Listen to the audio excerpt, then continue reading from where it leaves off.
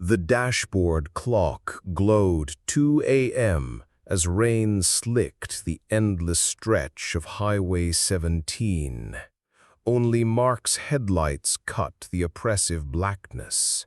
The radio had died 10 miles back, leaving only a hollow static that seemed to seep into his bones. Thump! Mark flinched, gripping the wheel. Just roadkill, he told himself, peering into the rear-view mirror. Nothing but darkness.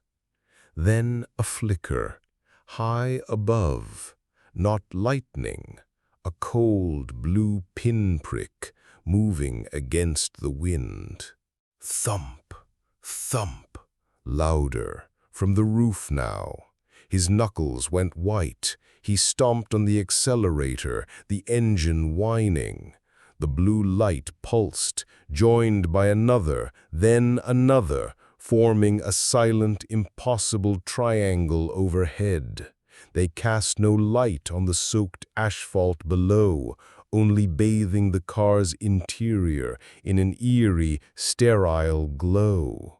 Suddenly, the world went utterly silent. The drumming stopped. The engine choked and died. The headlights winked out. Momentum carried the car forward, a dead metal husk gliding through the unnatural quiet. Mark gasped, the air suddenly thick and tasting like ozone. The blue lights descended. Not lights, ships, silent, angular, obsidian black beneath the pulsing glow. They hovered just above the road, blocking his path. They were utterly wrong, bending the rain around them like glass.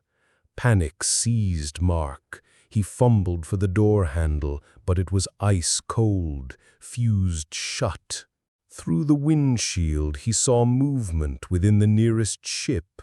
Not figures exactly, shifting, elongated silhouettes, impossibly tall and thin, gliding behind a curved pane. One turned. Mark saw no face, only two vast obsidian pits where eyes should be, reflecting his own terrified expression back at him 1,000 times. A low hum vibrated through the car's frame, resonating in his teeth, his skull. It wasn't sound, it was pressure pushing down, forcing the breath from his lungs. A beam of that same cold blue light lanced down from the central ship, bathing the hood of his car.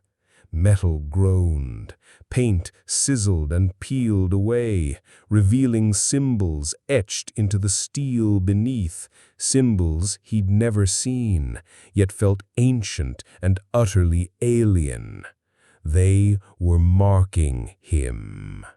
The humming intensified. The beam widened, crawling towards the windshield. He screamed, but the sound was swallowed by the crushing silence. The obsidian pits stared, unblinking, filled with a terrifying, incomprehensible intelligence.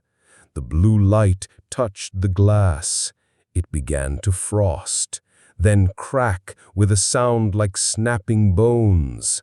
He saw his own wide, bloodshot eyes reflected one last time before the light filled the car, blinding him, freezing him, pulling him towards those endless black voids as the clock flickered and went dark.